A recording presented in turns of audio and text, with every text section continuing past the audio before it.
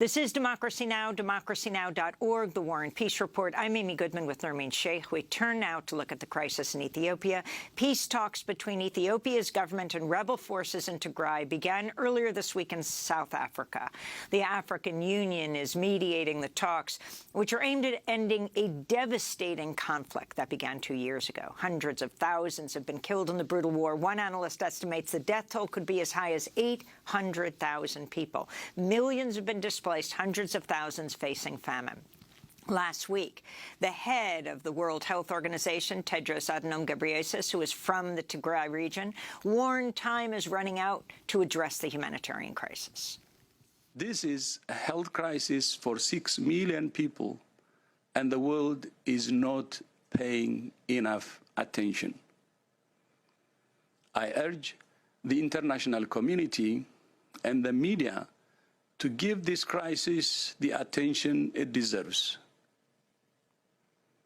There is a very narrow window now to prevent genocide. Joining us from Germany is You Tsedale Lemma. She is a journalist and founder of At a Standard, an English-language monthly magazine based in Ethiopia. Welcome back to Democracy Now!, Tsedale. Can you talk about the significance of these peace talks that are taking place outside of Ethiopia in South Africa and what's happening in the Tigray region?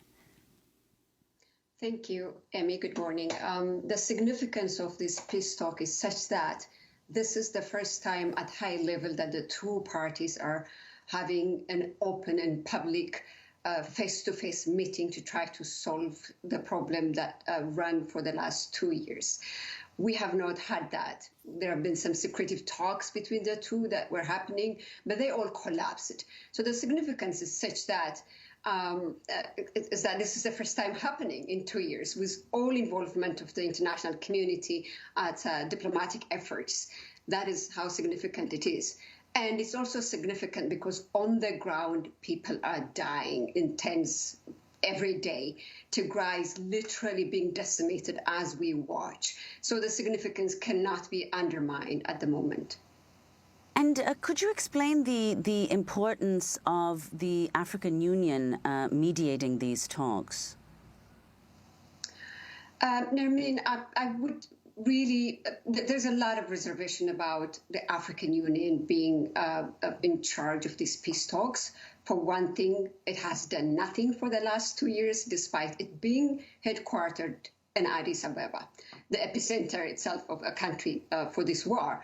It has done really nothing for the last 2 years. But it's important to notice that it is now being assisted by other stakeholders, most importantly IGAD, the Intergovernmental Agency in Africa, and also the U.S. government. So this combined effort could yield a result.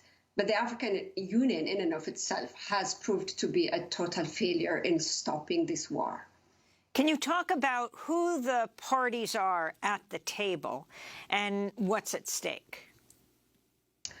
The parties at the table are the federal government of Ethiopia and the Tigray government, which is a regional state in Ethiopia, in the north of Ethiopia. So authorities from the Tigray government, led by Getachew Reda, to my understanding, who's the spokesperson of the president of Tigrayan regional state. And the federal government is represented by a few people, among them the Attorney General and the security advisor of the Prime Minister.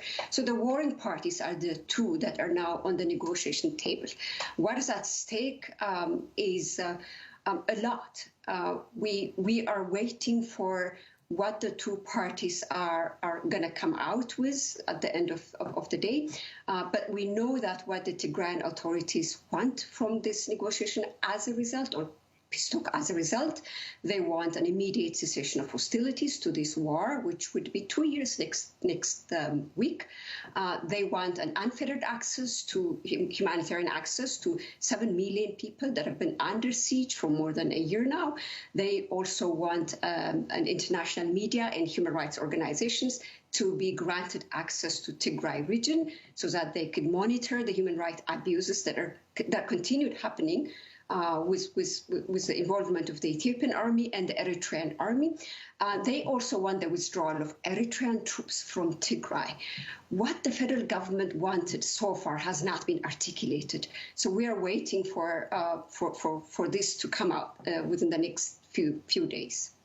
And Tsedale, could you also explain, put this in historical context, what is the nature of the relationship of the region of Tigray with the central government in Addis Ababa, and what led to the kind of fracture that has produced this absolutely devastating war?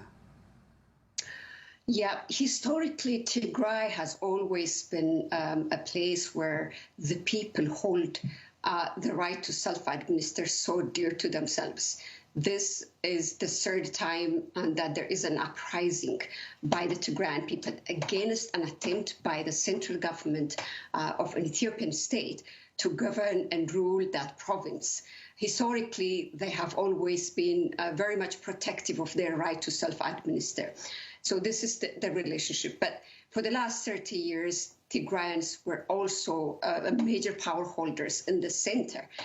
So to say, the last reconfiguration of the Ethiopian state happened under their watch, together with other allies from the country.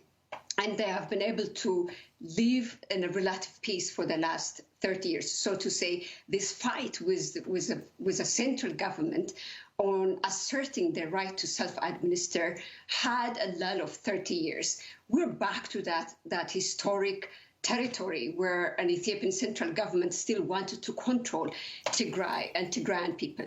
So that's why the resistance of the people of Tigray in pushing back against the attempts of the federal government or the central government that has led to this latest uprising or a resistance by the Tigrayan people.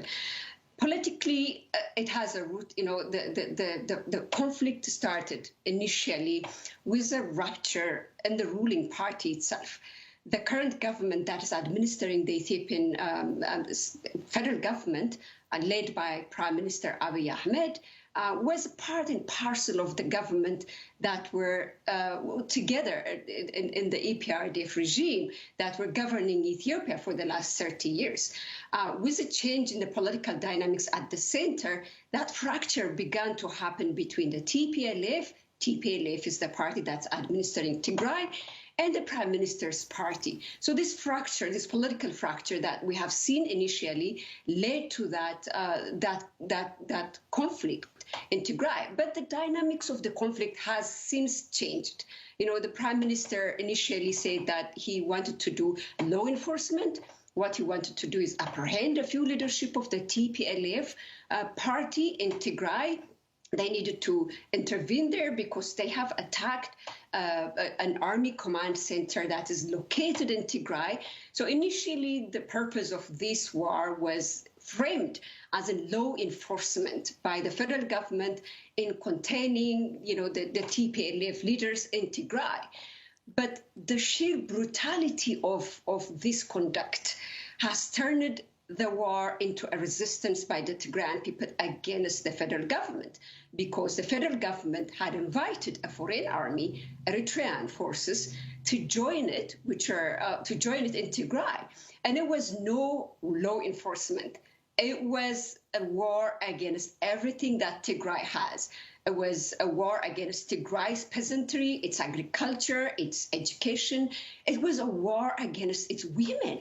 And so the people initially who had given it a benefit of the doubt for the federal government's attempt to enforce law enforcement in the region had risen up. They just realized that this is not a war against TPLF. This was a war against everything Tigray is. And so the dynamics of the war has evolved the last 2 years into becoming one that the Tigrayan people are actually rising up against the Ethiopian state. And this is why the war has been complicated for two reasons. One, it has changed, the dynamics has changed. And two, there was a misunderstanding on how to solve this. Everybody understood this was a power struggle between former allies in the ruling party of the EPRDF. No, it was not. Initially, it began like that, but it became a war of survival for the Tigrayans and a war of control for the federal government into governing Tigray. And that's why we have seen the world failing in its attempt to solve this problem. And let's remember, the Ethiopian Prime Minister Abiy Ahmed won the Nobel Peace Prize in 2019. There is another conflict that is happening right now in the region of Oromia in Ethiopia. Can you talk about whether it is connected to Tigray, how it is connected? The Associated Press reporting drone strikes in Oromia killed several dozen civilians last week. The stronghold of the rebel Oroma Liberation Army came amidst intensified fighting between federal forces and the outlawed group. Can you talk about what's happening there? Emmy, the war in Oromia began actually before the war in Tigray, and there has been little coverage about it. It started in 2019, barely a year after Prime Minister Abiy Ahmed came to power, and at the same time when he was actually getting an award for the Nobel Peace Prize award. But there was little attention to it. It is, again, a war of visions.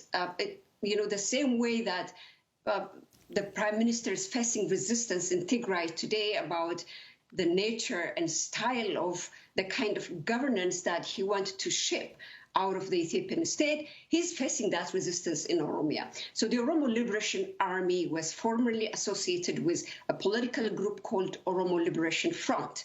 But after the Oromo Liberation Front came into Ethiopia, following the Prime Minister's sort of liberalization of the political space, the Oromo Liberation Army broke apart with its mother party, and they said, no, we're going to continue the resistance because we don't see, the way we see the Prime Minister trying to reconfigure the Ethiopian state is against the, half a century struggle of the Oromo people. So we will be continuing our fight. So the war in Oromia started barely a year after Prime Minister Abiy came, but not enough attention was given to it. And now it's really going deep into many parts of Oromia. Actually, by the government's own admission, many parts in Oromia regional state, which is the largest regional state in Ethiopia, is under the control of the federal government and also the regional government. And they are under the control of the Liberation Army, of the Oromo Liberation Army, particularly western and southern parts of Oromia. And so the government, realizing that its armed combatants are running stretched, because of the war in Tigray, it has resorted into that intensification of drone attacks, particularly the last 2 weeks. According to opposition figures, there are more than 6 drone attacks that were conducted by the federal government and more than 120 days casualties of civilians. So this war that's happening in Oromia is happening in the shadow of the war in Tigray. And the purpose is a fight against centralized rule that the Prime Minister favors in his administration. It borrows the same kind of narrative with the war that's happening in Tigray. It's a pushback against the centralized rule in the country. But it's something that nobody's paying attention to, and it's not a part of this peace talk negotiation in South Africa as well. And Tsedale, just as before we end, what is the ultimate aim of the TPLF? Are the demands now likely to be calls for a referendum on independence? Is Tigray even interested at this point, given the brutality of this war, remaining part of Ethiopia, and also the territorial issues between Ethiopia and Tigray now? Well, the TPLF as a party is, among other Tigrayan political parties, I would say, is one of the most pro-Ethiopian political party.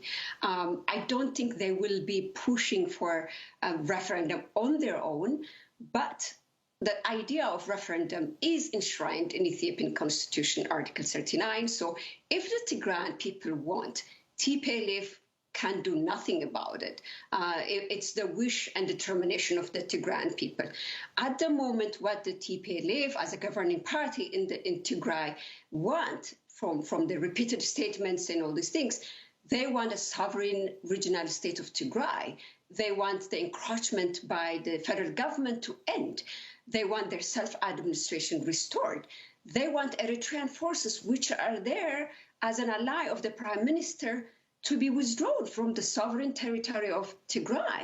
And so they can have the self-administration, self-rule of the Tigrayan people guaranteed according to the constitution. The federal government interprets this one as a power grab by the TPLF. The power grab contest has ended in 2018 when the TPLF gave way to the prime minister himself and voted 100% for him.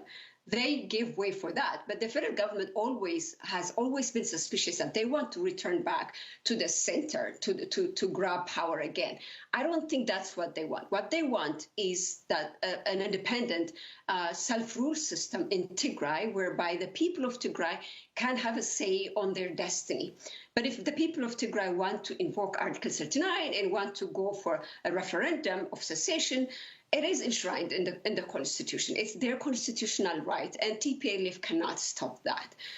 But so far, I don't think TPLF will be taking the lead in having Article 39 invoked. Of all the parties that are functioning in Tigray, it's the most pro-Ethiopian party in my assessment. That's what's at stake. The territorial integrity issue there has been compromised by none other than the ruling party itself, the federal government, which has invited a foreign army to come and pillage and rape and kill and occupy the territorial independence of the Ethiopian state. Tigray, remember, is still a part of the Ethiopian state. So an occupation by Eritrea should be considered as an occupation of the Ethiopian sovereign state. But Eritrea is there with an explicit support of the federal government, which makes it a treason, by the way, Emmy, according to the constitution. And so this is what the dynamics in play at the moment. We have 10 seconds. I think, to conclude this one, at the moment, it's better that we focus on the hopes that we're pinning in this peace talk negotiation. The hopes is that they will be agreeing on a cessation of hostilities, which would pave ways for access to humanitarian and lifting the siege, a medieval era siege that has been imposed on Tigray. No communication, no banking, no road, nothing. It's 7 million people completely sealed off. And so we need that to be lifted. For that to happen, a cessation of hostilities is a must to have. And so we hope that the talks in South Africa would guarantee so that people in Tigray can be having access to their own bank, having access to telecommunications. Tsedale Lemma, we want to thank you very much for being with us, journalist and founder of the At a Standard English language monthly magazine in Ethiopia, speaking to us from Germany. Thank you so much.